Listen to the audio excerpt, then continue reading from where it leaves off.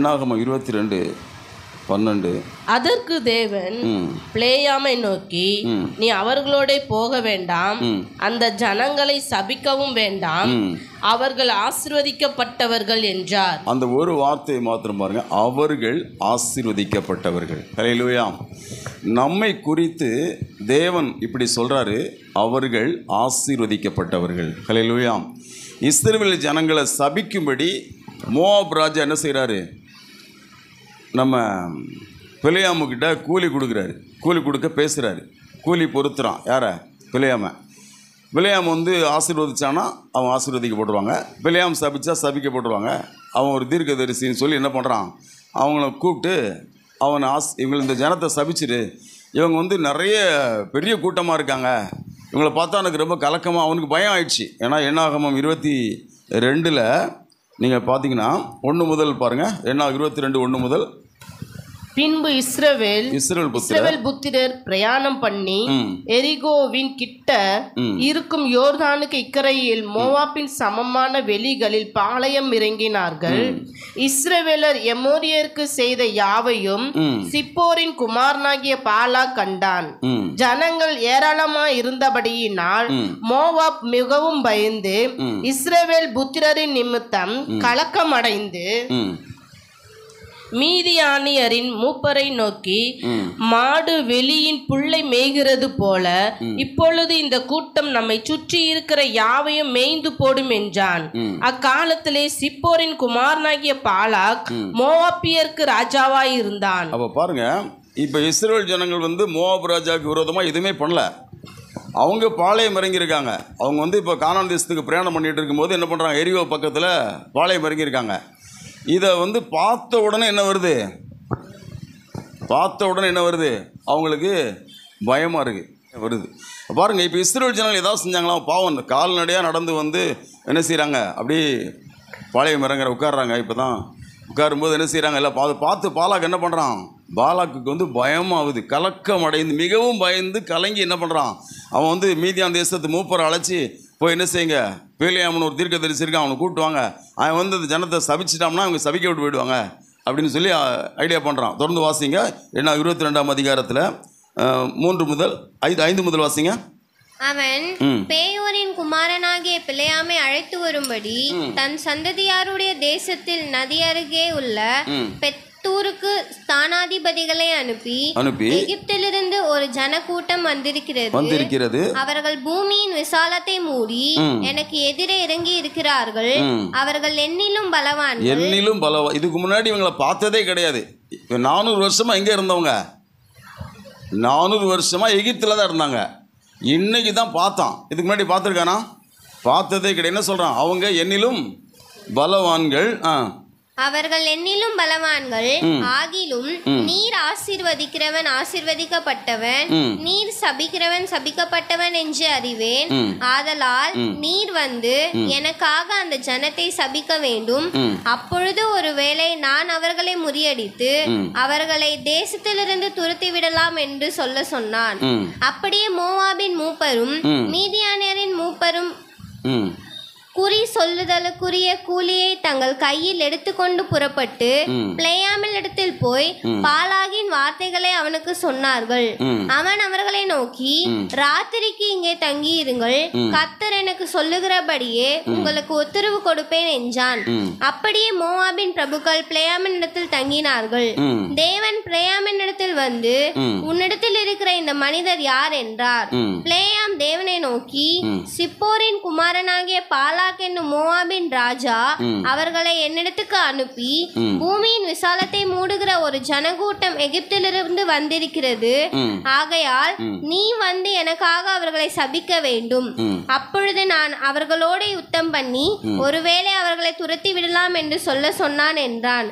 அதற்கு தேவன் பிலேயாமை நோக்கி, நீ அவர்களோட போக வேண்டாம், அந்த ஜனங்களை சபிக்கவும் வேண்டாம், அவர்கள் ஆசீர்வதிக்கப்பட்டவர்கள் என்றார். அப்போ இப்பதான் தேவன் என்ன சொன்னாரு, நீ அவங்களை என்ன செய்ய வேண்டாம், நீ போக வேண்டாம், சபிக்க வேண்டாம், அந்த ஜனங்கள் ஆசீர்வதிக்கப்பட்டவர்கள். ஹல்லேலூயா. இந்த வார்த்தை நல்லா கவனிங்க. நம்மை குறித்து தேவன் என்ன சொல்றாரு அப்படின்னா, நம்ம யாரு, ஆசீர்வதிக்கப்பட்டவர்கள். ஹல்லேலூயா. நாம் வந்து ஆசீர்வதிக்கப்படுவோம் அப்படி இல்லை, நாம் இனிமேல் நல்லா ஆயிடுவோம் அப்படி இல்லை.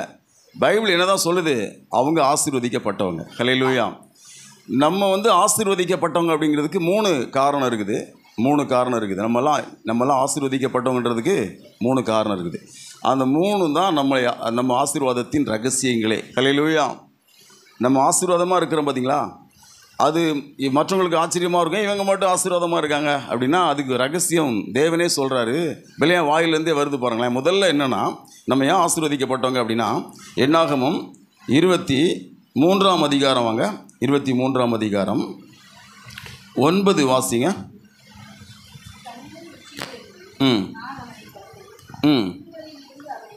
பார்க்கிறேன், அந்த ஜனங்கள் ஜாதிகளோடே கலவாமல் தனியே வாசமாக இருப்பார்கள். பைபிளில் பார்த்தீங்கன்னா தேவன் முதல்ல யார் அழைச்சார்?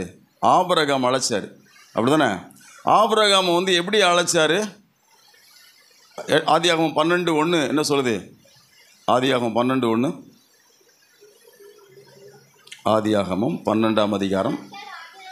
நோக்கி, நீ உன் தேசத்தையும் உன் இனத்தையும் விட்டு புறப்பட்டு நான் உனக்கு காண்பிக்கும் தேசத்துக்கு போ. அப்படி தானே? இப்போ அந்த தேசம் அப்படிங்கிறதான் சபை. சொல்லப்போனால் தேவன் உங்களுக்கு காண்பிச்ச இடத்துக்கு வந்துடுறீங்க. பைபிள் சொல்லுது பாருங்கள். ஆபிரகாம் என்ன பண்ணார்? ஏசாயா தீர்க்க தரிசன புஸ்தகம் 51:2 சொல்லுது, உங்கள் தகப்பனாகிய ஆபிரகாமையும் உங்களை பெற்ற தாயாகிய சாராளை நோக்கி பாருங்கள். அவன் ஒருவனாக இருக்கையில் அவனை அழைத்து ஆசீர்வதித்து பெருக பண்ணினேன் அப்படி சொல்கிறார். தேவன் எப்போதுமே நம்மளை தனியாக தான் கூப்பிடுவார். சபைக்கு வந்த உடனே நமக்கு ஒரு பிரச்சனை என்ன? நம்ம தனிமையான மாதிரி ஒரு ஃபீல் வரும். சொந்த பந்தமெல்லாம் நம்மளை விட்டு போன மாதிரி ஒரு தெரியும். நம்மளோட பழகுனவங்கெல்லாம் நம்மளை விட்டுட்ட மாதிரி தெரியும். நமக்கு சில நேரம் மாம்சத்தில் இப்படி என்ன வரும்? ஐயோ, நம்ம ரொம்ப தனியாக இருக்க மாதிரி இருக்குதே, நமக்குன்னு யாருமே இல்லையே, நம்ம எல்லோரும் வெறுத்துட்டாங்களோ, நம்மளை எல்லோரும் ஒதுக்கிட்டாங்களோ, அல்லது நாம் ஒதுங்கி வந்துட்டோமோன்னு ஒரு ஃபீல் வரும். அப்படிலாம் ஒன்றும் ஃபீல் பண்ண வேணாம். தேவன் என்ன பண்ணுறாரு? நம்மை தனியே தான் அழைச்சிட்டு வர்றார். ஹல்லேலூயா. தனியே கொண்டு வந்து தான் நம்மளை எப்போவுமே நம்மளோட பேசுவார் ஆண்டவர். சவுலை ராஜாவாக இருக்கிறதுக்கு முன்னாடி தனிமையாக்குனார் தெரியுமா? ஒரு கழுதை காணாமல் போகுது, உடனே என்ன பண்ணுறான்? தேடி வந்துடுறான். தேடி வந்தோடனே சாமுவேல்கிட்ட வந்து அவன் பேசுகிறான். ஒரு சூழ்நிலை உருவாக்குறார் தேவன். அப்புறம் அவங்க கூட தனியாக பேசுகிறாரு. பற்றிலாம் இப்படி தான் தேவன் பண்ணுவார். யாரையுமே தேவனோட தான் பண்ணுவார். தனியாக கூப்பிட்டு வந்து என்ன செய்வார்? பேசுவார். அவனை தனிமைப்படுத்துவார். முதல்ல தனிமைப்படுத்துவார். நம்ம கூட தேவன் இருக்காரு அப்படின்றத மறந்துடக்கூடாது. யாருமே நம்ம கூட இருக்காங்க இல்லைல்ல, நம்ம கூட இப்போ யார் இருக்கா? தேவன் இருக்கார். நம்ம ஜாதிகளோட கலவாமல். இப்போது ஜாதிகள்லாம் என்னென்னா, ஜாதகம் பார்ப்பாங்க, நம்ம ஜாதகம் பார்க்கக்கூடாது. நல்ல நேரம் பார்ப்பாங்க, கெட்ட நேரம் பார்ப்பாங்க, நிறைய நிமித்தம் பார்ப்பாங்க, நிறைய காரியங்கள் உலகத்தில் எல்லாரும் ஜாதினா எல்லா தேச மக்களும் பார்ப்பாங்க. ஆனால் தேவன் என்ன சொல்கிறாரு? யாக்கோபுக்கு விரோதமாக குறி சொல்லுதலும் கிடையாது, மந்திரவாதமும் கிடையாது. இவன் சபிக்க சொல்லும்போது அவன் சொல்லுவான் தெரியுமா? ஒரு வார்த்தை நல்லா இருக்கும். அந்த வார்த்தை நீ அவனுக்கு சபிச்சிட்டுன்னு சொல்லும்போது பிழையாம் சொல்லுவான். என்னாகும் 23ஆம் அதிகாரம் அதில் 8வது வசனம் பாருங்க. தேவன் சபிக்காதவனை நான் சபிப்பதெப்படி, கர்த்தர் வெறுக்காதவனை நான் வெறுப்பதெப்படி. நம்மளை யாரு மனுஷன் வெறுத்திருக்கலாம், ஆனால் கர்த்தர் நம்மளை வெறுக்கவே மாட்டார். ஹல்லேலூயா. மனுஷன் நம்மளை சபிக்கலாம், ஆனால் கர்த்தர் நம்மளை ஒருபோதும் சபிக்கவே மாட்டார். ஏன்னா தேவன் நம்மை ஆசீர்வதிக்கிறவர். ஹல்லேலூயா. நான் சொல்லுவது உங்களுக்கு விளங்குதா? ஆனால் எப்படி ஆசீர்வதிக்கிறார்னா, தனியே நம்மளை கூப்பிட்டு வருவார். நம்ம ஒரு தனிமைப்படுத்தப்பட்ட மாதிரி ஒரு ஃபீல் வரும். ஆனால் அந்த இடத்துல நீங்கள் என்ன செய்யக்கூடாது?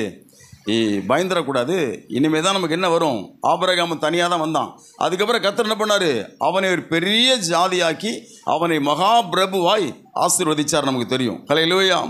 நான் முதல்ல அந்த 3 காரியம் சொல்லிவிட்டு அதுக்கப்புறம் அந்த 3க்கு என்ன ஆசீர்வாதங்கள்னு அப்புறம் சொல்கிறேன்.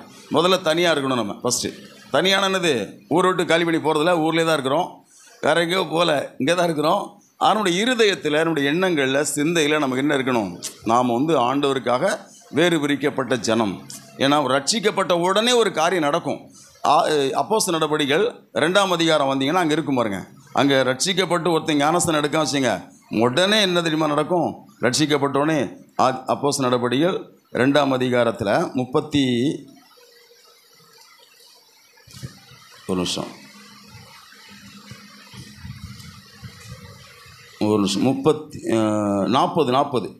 அப்போஸ்தலர் 2:40 வாசிங்க.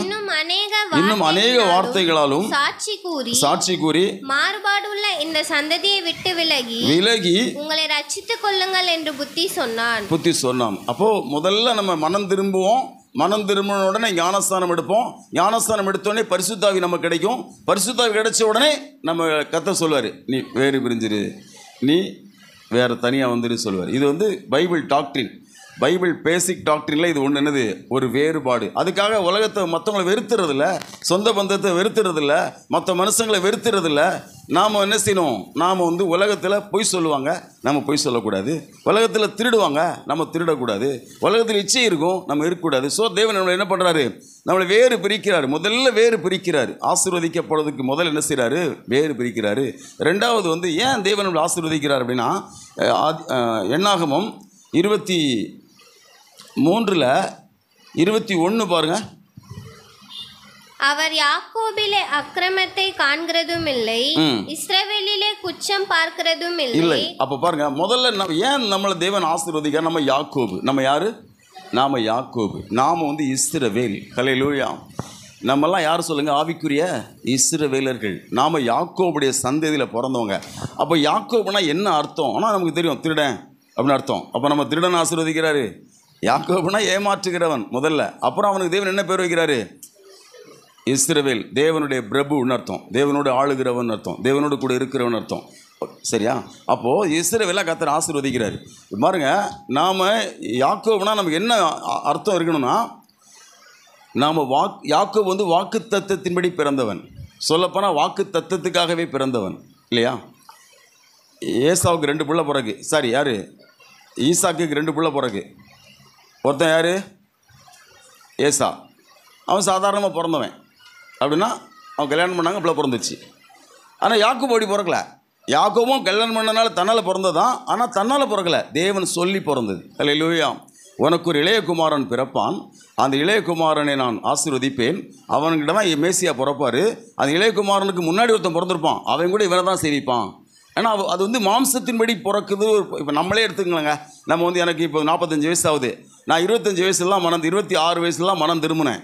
25 வயசு வரைக்கும் நான் ஏசாவாக தான் வாழ்ந்தேன். அப்படின்னா எங்கள் அப்பா அம்மாவுக்கு நான் வாழ்ந்தேன், மாம்சத்தில் வாழ்ந்தேன். 26 வயசு வரும்போது ஒரு வார்த்தை என்னை சந்தித்தது. பைபிள் ஒரு வசனம் என்னோட பேசிச்சு. உடனே அதுக்கு நான் ஒப்பு கொடுத்துட்டேன். இப்போ நான் அந்த வார்த்தையினால் நான் பிறந்துட்டேன். ஹல்லேலூயா. இதான் யாக்கோபு. புரியுதா? அப்போ நம்மெல்லாம் வந்து யார், யாக்கோபு அப்படின்னு என்ன அர்த்தம், வாக்கு தத்தத்தின்படி பிறந்தவர்கள். புரியுதா நான் சொல்கிற விஷயம்? வசனம் எல்லாருக்குமே ஒரு வசனம் தானே உங்களை தொட்டிருக்கோம். நீங்கள் யாருக்கிட்டேயாவது போயிட்டு எப்படி ரட்சிக்கப்பட்டீங்கன்னு கேளுங்க, அதிலே தெரியும் அவங்க ரட்சிக்கப்பட்டாங்களா படலையான்னு.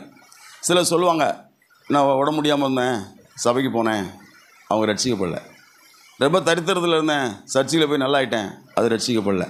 எங்கள் அப்பா அம்மா சர்ச்சைக்கு போனாங்க, நானும் போனேன், அது ரட்சிக்கப்படல. அதெல்லாம் நல்லது தான், உண்மை தான், நடக்கும் தான். அது ரட்சிப்பு கிடையாது. ரட்சிப்பு அப்படி இல்லை. ஒரு நாள் இந்த வசனம் என்னோடு பேசிச்சு, நான் பைபிள் படிக்கும்போது என்னை தொட்டுச்சு. அல்லது இந்த போயிட்டு காரில் அந்த வசனம் பின்னாடி எழுதியிருந்தாங்க, ஒரு பைக்கில் எழுதியிருந்தாங்க, ட்ராக்ஸ் எனக்கு கொடுத்தா அந்த வசனம் ஏதோ ஒரு வசனம் உன்னை தொடுது பார்த்தியா, அதுதான் ரட்சிப்பு. ஹல்லேலூயா. அந்த வசனத்துக்கு நீ சரண்டர் ஆகிற பார்த்தியா, அதான் ரட்சிப்பு. ஏன்னா அந்த வசனத்தை மீறவே முடியல, அதான் ரட்சிப்பு. அதுலேருந்து ஒரு வசனம் பேச ஆரம்பிச்சே இருப்பார். கர்த்தர் நம்மோட ஒவ்வொரு சண்டே பேசுவார், ஒவ்வொரு மந்த்லி ஃபஸ்ட்டு பேசுவார், டெய்லி விட பேசுவார். ஹல்லேலூயா. அப்போ கவனிங்க, இப்போ நம்ம யார், நம்ம ஏன் நம்ம ஆசீர்வதிக்கப்பட்டவங்க, ஏன் ஆசீர்வதிக்கப்பட்டவங்க, நாம யாக்கோபு. ஹல்லேலூயா. நாம ஏசா கிடையாது. ஏசாவை அவர் வெறுத்தார், அப்படிதானே? யாக்கோபை சிநேகித்தார் இல்லையா? ஏன் சிநேகிச்சாரு? அவருக்கு சொந்த ஜனம், அவர் வார்த்தையில் பிறந்தவன், அவர் வார்த்தைக்காக பிறந்தவன், அவருடைய திட்டத்தை நிறைவேற்ற பிறந்தவன், அவருக்காகவே பிறந்தவன். அப்போ நம்ம எல்லாருமே அவருக்காகவே தான் பிறந்திருக்கிறோம். உலக தோற்றத்துக்கு முன்னாடி நம்மளை முன்குறிச்சிருக்கிறார் தேவன். நம்மெல்லாம் யாக்கோபு என்று, நாமெல்லாம் யாக்கோபின் சந்ததி என்று, நாமெல்லாம் இஸ்ரவேல் என்று, தேவனுடைய பிரபு என்று, தேவனோடு ஆளுகிறவன் என்று நம்ம பிறந்திருக்கிறோம். ஹல்லேலூயா. ஸோ நமக்கு சாபமே கிடையாது. அதுக்கு முந்தின வசனோட பாருங்க, என்ன 23 20 வாசிங்க. இதோ ஆசீர்வதிக்க கட்டளை பெற்றேன், அவர் ஆசீர்வதிக்கிறார், அதை நான் திருப்ப கூடாது. அந்த வார்த்தையோட குறிச்சிங்க, அவர் ஆசீர்வதிக்கிறார். ஹல்லேலூயா. என்னை அவர் ஆசீர்வதிக்கிறார். நீங்கள் வாயை திறந்து பேசணுங்க, பேசணும். நீங்கள் வீட்டில் உட்காந்து சொல்லணும், அவர் என்னை ஆசீர்வதிக்கிறார். ஹல்லேலூயா. நம்ம என்ன சொல்லணும், அவர் என்னை நான் யாக்கோபு, ஸோ என்னை அவர் ஆசீர்வதிக்கிறார். ஹல்லேலூயா. இப்போ நம்மெல்லாம் வந்து நோய் நொடி இல்லாமல் இருக்கோம்னா காரணம் வந்து நல்லா சாப்பிட்டதுனாலயா? அவர் ஆசீர்வதிக்கிறார். ஹல்லேலூயா. நம்மெல்லாம் என்னது பெரிய அளவில் கடனில் சிக்கலைன்னா இது நம்ம ரொம்ப சாமர்த்தியமாக நிர்வாகம் பண்ணிட்டோமா? அவர் ஆசீர்வதிக்கிறார். ஹல்லேலூயா. எல்லாத்துக்குமே என்னதான் காரணம்? அவர் ஆசீர்வதிக்கிறார். அப்போது அதனால தான் முதல்ல தேவன் சொன்னார், அவர்கள் ஆசீர்வதிக்கப்பட்டவர்கள். அவங்களை சபிக்காதடா, சபிச்சாலும் பிரயோஜனம் இல்லை. என்னது அது அவங்கள ஒன்றுமே பண்ணாது, உனக்கு தான் வாய் வலிக்கும், உன்னால் அவங்கள சபிக்க முடியாது. ஹல்லேலூயா. அப்போ ரெண்டாவது ரீசன் என்னென்னா, நாம் யாக்கோபு. சரியா? மூணாவது என்ன காரணத்தினால நம்ம ஆசீர்வதிக்கப்பட்டவங்க அப்படின்னா, பாருங்க பைபிளில் 24:1 எண்ணாக 24:1 வாசிங்க.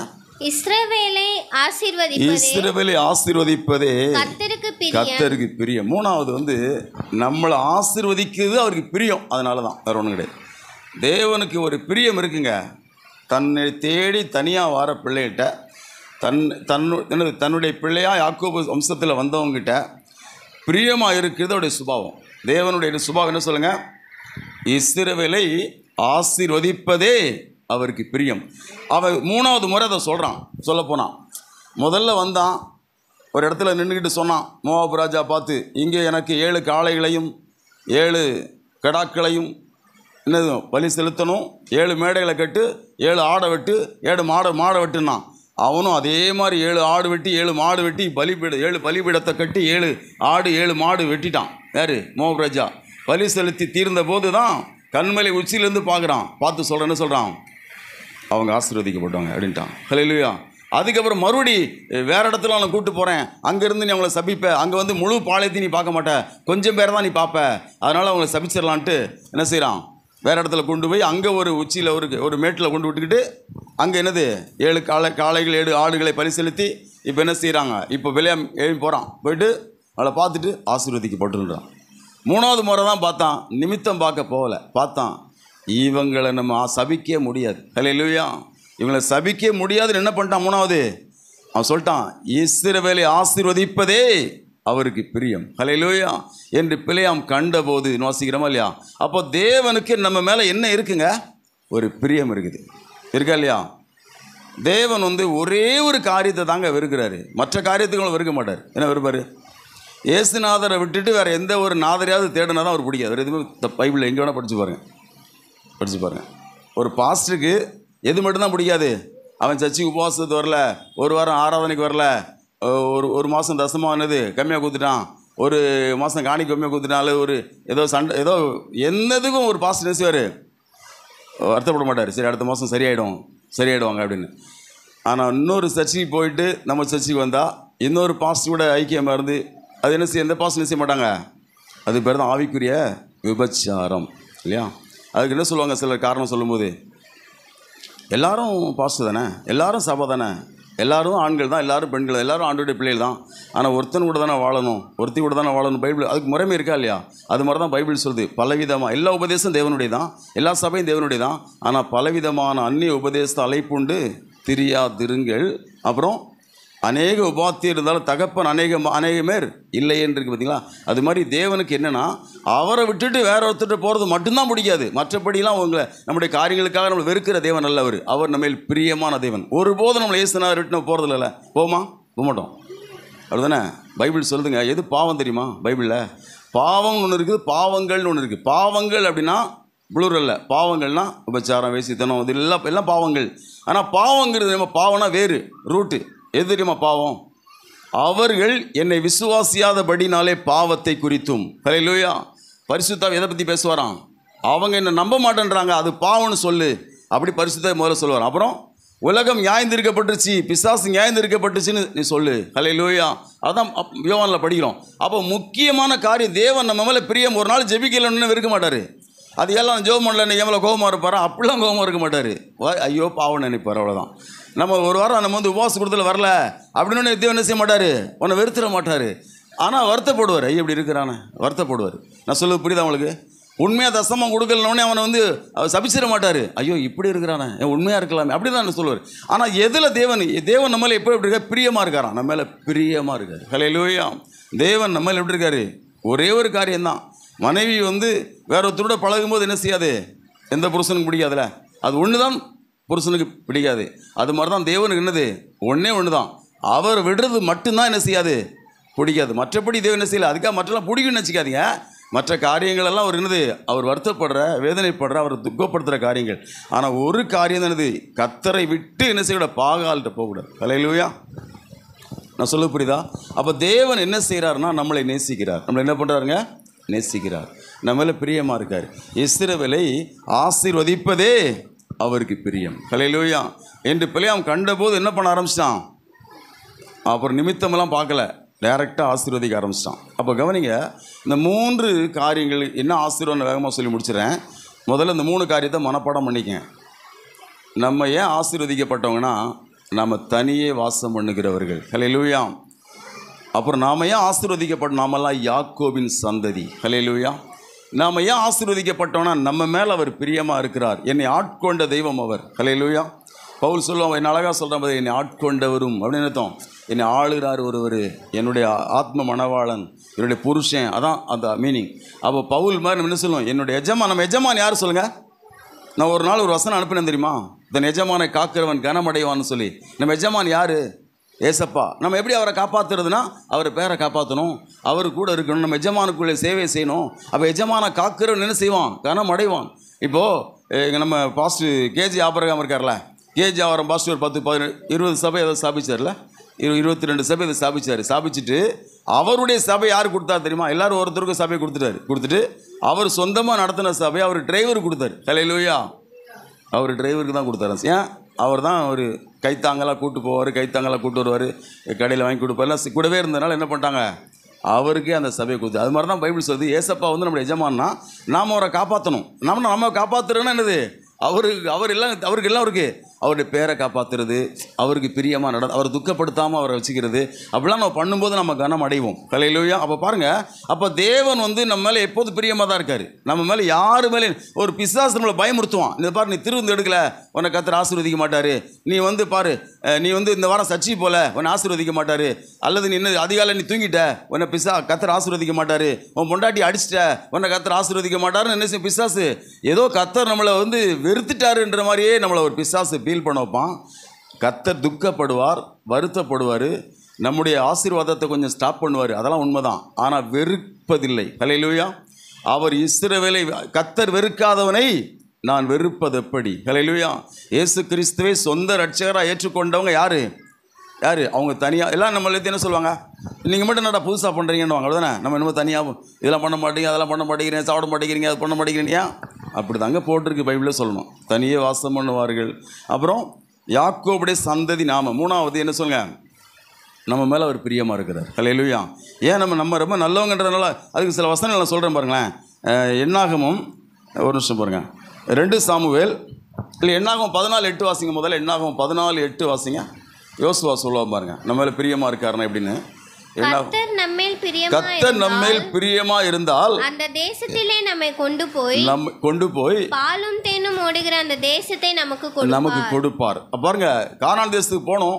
எல்லாரும் ராட்சத பறவை மாதிரி இருக்காங்க, உயரமாக இருக்காங்க, பராக்கிரமசாலியாக இருக்காங்க, நம்மலாம் போய் அவங்களை ஜெயிக்க முடியாதுன்னு பேசுவாங்க. 10 பேர் எல்லாரும் பேசுவாங்க. அப்போ யோசுவா என்ன சொல்லுவான், கர்த்தர் நம்மேல் பிரியமாக இருந்தால் நம்மை கொண்டு போவார். ஹல்லேலூயா. அப்புறம் பாருங்க, 2 சாமுவேல் 22:20 வாசிங்க. தாவீது என்ன சொல்கிறான் பாருங்க. 2 சாமுவேல் 22:20.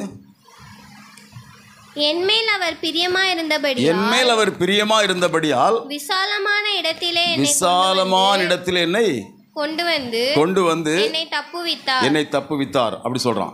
அப்புறம் சங்கீதம் 44:3 வாசிங்க. சங்கீதம் 44:3. அவர்கள் தங்கள் பட்டயத்தால் தேசத்தை கட்டி கொள்ளவில்லை, அவர்கள் புயமும் அவர்களை ரட்சிக்கவில்லை. நீர் அவர்கள் மேல் பிரியமா இருந்தபடியால் உம்முடைய வலது கரமும் உம்முடைய புயமும் உம்முடைய முகத்தின் பிரகாசமும் அவர்களை ரட்சித்தது. அப்போ ஏன் வந்து இஸ்ரவேல் ஜனங்கள் வந்து அந்த தேசத்தை கட்டி கொண்டாங்களாம்? இவங்க யுத்தம் பண்ணனால கிடையாது, தேவன் பிரியமா இருந்ததுனால. இன்னொரு வசனம் வாசிங்க. 41:11. சங்கீதம் 41:11. என் சத்ரு என்மேல் ஜெயம் கொள்ளாததினால் நீர் என்மேல் பிரியமா இருக்கிறீர் என்று அறிவேன். அப்போ நம்ம சத்ரு நம்மளை ஜெயிக்க முடியாது. ஏன் ஜெயிக்க முடியாது? தேவன் நம்ம மேல பிரியமா இருக்கிறதுனால ஜெயிக்க முடியாது. நீங்க சிலுவையில் கூட பார்த்துருப்பீங்க. சிலுவையில் ஏசப்பா தொங்கும்போது என்ன சொல்லுவாங்க தெரியுமா? இவர் கர்த்தர் இவன் மேல் பிரியமாக இருந்தாரே, அப்போ தப்பு கேட்டுன்னு சொல்லுவாங்கல்ல, அப்படி தானே? 22ஆம் சங்கீதத்தில் இருக்கும், 22:8 இருக்கும். கர்த்தர் இவன் மேல் பிரியமாக, ஏசப்பா பார்த்து சொல்லுவாங்க, இவன் மேல் பிரியமாக இருந்தாரே, பிரியமாக இருந்தால் காப்பாற்றட்டுன்னுவாங்க. உண்மையிலே ஏசப்பா மேலே யார் பிரியமாக இருந்தா? தேவன் பிரியமாக தான் இருந்தார். இவர் மேல் பிரியமாக இருக்குன்னு சொன்னாரா இல்லையா? இயேசு ஞானஸ்தானம் பெற்று கரையை வருமே என்ன சொன்னார்? தேவன் இவர் நேசகுமாரன், இவரில் பிரியமாக இருக்கிறேன். அப்போ நம்ம எல்லாரும் மேலேயுமே தேவன் என்னவா இருக்கார் சொல்லுங்கள்? பிரியமாக இருக்கிறார். ஹல்லேலூயா. சீக்கிரம் முடிச்சிடுறேன். இந்த நாள் இன்னையிலேருந்து ஆக்சுவலி மழை வருது சொல்லியிருந்தாங்க. இந்த கிளைமேட் மாறிடுனாங்க. அடுத்த வாரம் சண்டேலேருந்து கண்டிப்பாக இந்த மாதிரி ஹீட் இருக்காதுன்னு நான் நினைக்கிறேன். அதுக்கு நம்ம என்ன செய்வோம்? ஜெபம் பண்ணுவோம். ஹல்லேலூயா. மழை வருது சொல்லிட்டு இருக்காங்க. பாருங்கள், இப்போ வேகமாக நான் சொல்லி முடிச்சிட்டேன் 3 காரியங்களை. இந்த 3 காரணங்கள் தான். என்ன காரணங்கள்? நம்ம தனியாக எந்த அளவுக்கு நம்ம தனியாக வாசம் பண்ணுறோமோ அந்த அளவுக்கு நம்ம ஆசீர்வதிப்பார் தேவன். எந்த அளவுக்கு நம்ம வாக்கு தத்தத்தை உறுதியாக பிடிக்கிறோமோ அந்த அளவுக்கு நம்மளை ஆசீர்வதிப்பார். எந்த அளவுக்கு நாம் ஆண்டவர் என் மேலே பிரியமாக இருக்காருன்னு விசுவாசிக்கிறோமோ அந்த அளவுக்கு நம்ம அவர் ஆசீர்வதிப்பார். இதான் இந்த 3 காரணங்கள் தான் பைபிளில் சொல்லப்பட்டிருக்கு, நாம் ஆசீர்வதிக்கப்பட்டவங்க அப்படிங்கிறதுக்கு. இந்த ஆசீர்வாதம் எந்த அளவுக்கு இருக்குங்கிறத வேகமாக சொல்லி முடிச்சிடறேன். ஒரு 5 மினிட்ஸ் ரொம்ப சீக்கிரம் முடிச்சிடலாம். நான் ரொம்ப ஹீட்டாக இருக்கனால முதல்ல தனியாக வாசம் பண்ணுற சொன்னீங்க. நம்ம தனியாக வாசம் பண்ணால் என்ன கிடைக்கும் அப்படின்னா, அங்கே பாருங்கள், எண்ணாகமத்துக்கே நீங்கள் வாங்க. எண்ணாகமம் 23ஆம் அதிகாரத்துக்கு வாங்க. அங்கே அதான் தனி வாசமாக இருப்பார்கள். அடுத்த வசனம் பாருங்கள், 10வது வசனம் வாசிங்க.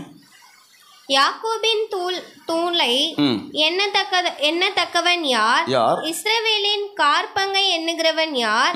நீதிமான் மரிப்பது போல் நான் மரிப்பேனாக, என் முடிவு அவன் முடிவு போல் இருப்பதாக என்றான். முதல்ல என்ன ஆசீர்வாதம்? நம்ம நம்முடைய முடிவு நல்லா இருக்கும், நீதிமானுடைய மரணம் நல்லா இருக்கும். நம்ம தனியே வாசம் பண்ணும்போது பொதுவாக என்ன சொல்லுவாங்க எல்லாரும்? கவனி. அப்போது இதுவா எல்லோரும் ஏன் எல்லாரோட சேர்ந்து வாழ்வாங்க?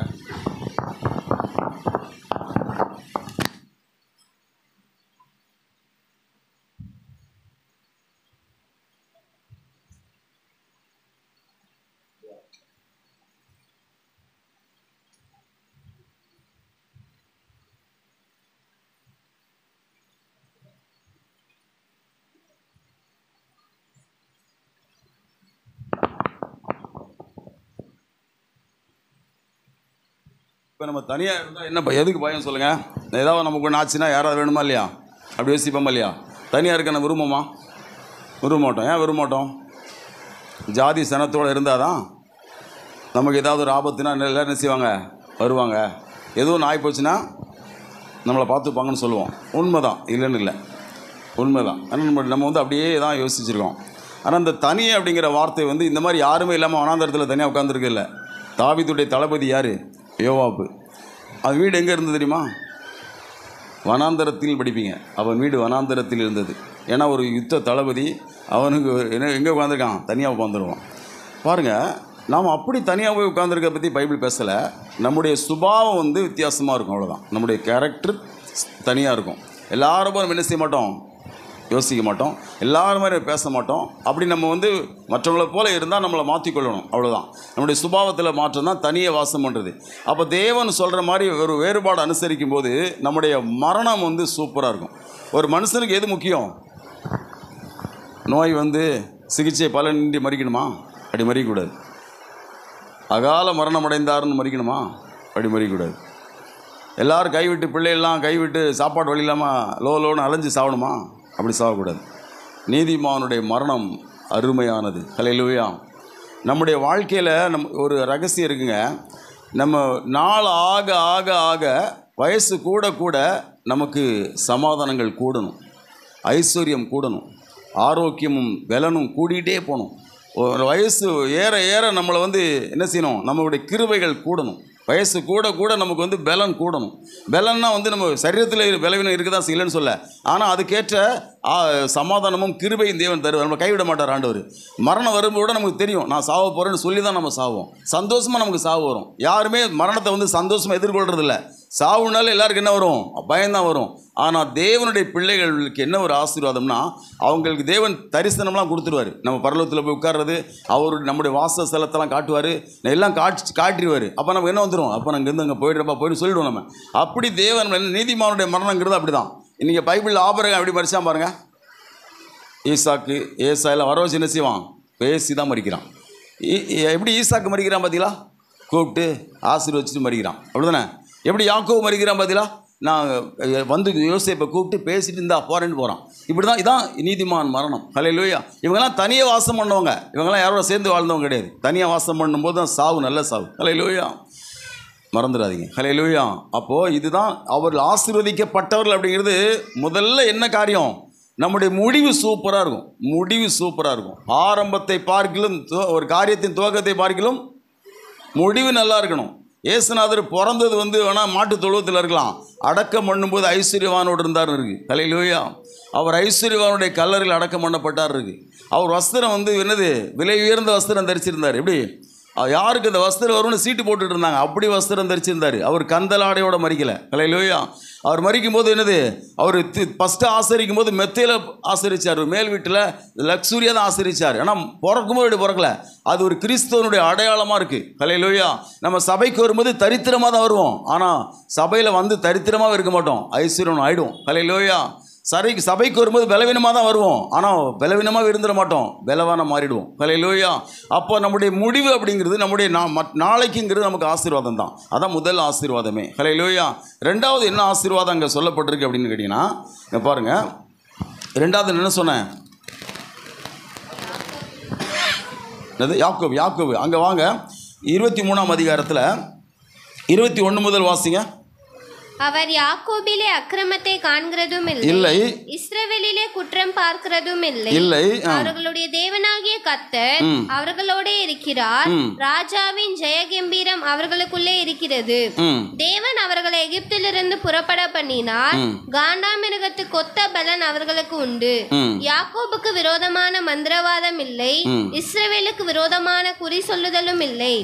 தேவன் என்னென்ன செய்தார் என்று கொஞ்சம் காலத்திலே யாக்கோபையும் இஸ்ரவேலையும் குறித்து சொல்லப்படும்.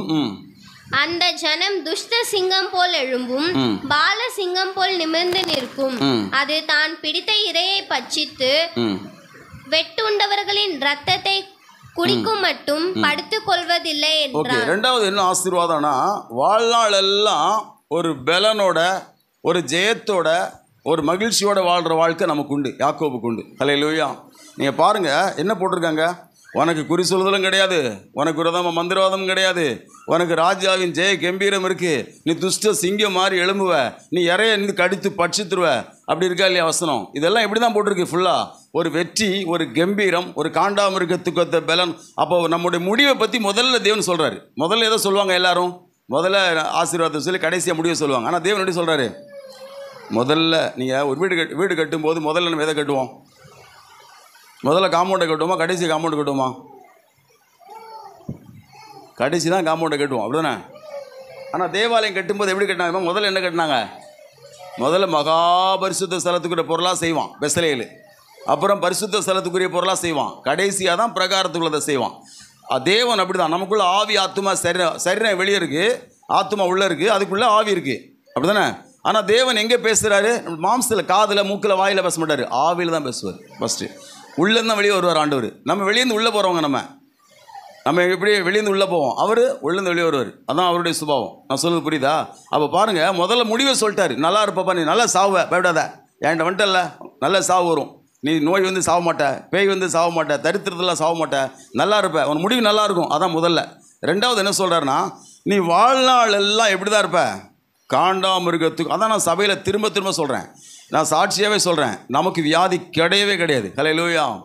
நான் சமீபத்திலோட எனக்கு சில பலன் வந்துச்சு. நான் உண்மையிலே பயந்தேங்க, சத்தியமாக நான் வெக்கத்தை விட்டு சொல்கிறேன், பயந்தேன். ஹல்லேலூயா. ஆனால் என்னை தேவன் வெக்கப்படுத்தலை. இன்றைக்கி அந்த பலன் வந்துருச்சு. ஹல்லேலூயா. இப்போ எனக்கு தைரியமாக சபைக்கு பேச முடியும், நம்ம சபைக்கு நான் சொல்ல முடியும், உனக்கு பலவீனம் கிடையாது. ஹல்லேலூயா. வரும், ஆனால் நீ ஜெயிச்சிருவேன், உன்னை விட்டு அது போயிடும். நம்ம உபதேசத்துக்கு அது கிடையாது. ஹல்லேலூயா.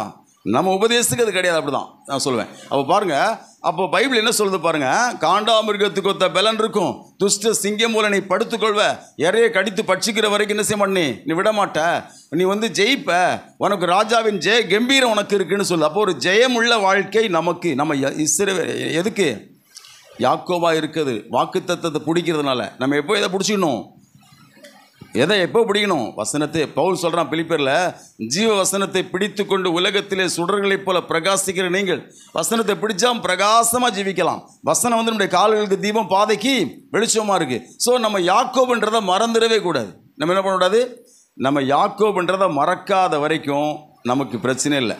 மறந்தால் தான் பிரச்சனை. நான் சொல்ல புரியுதா?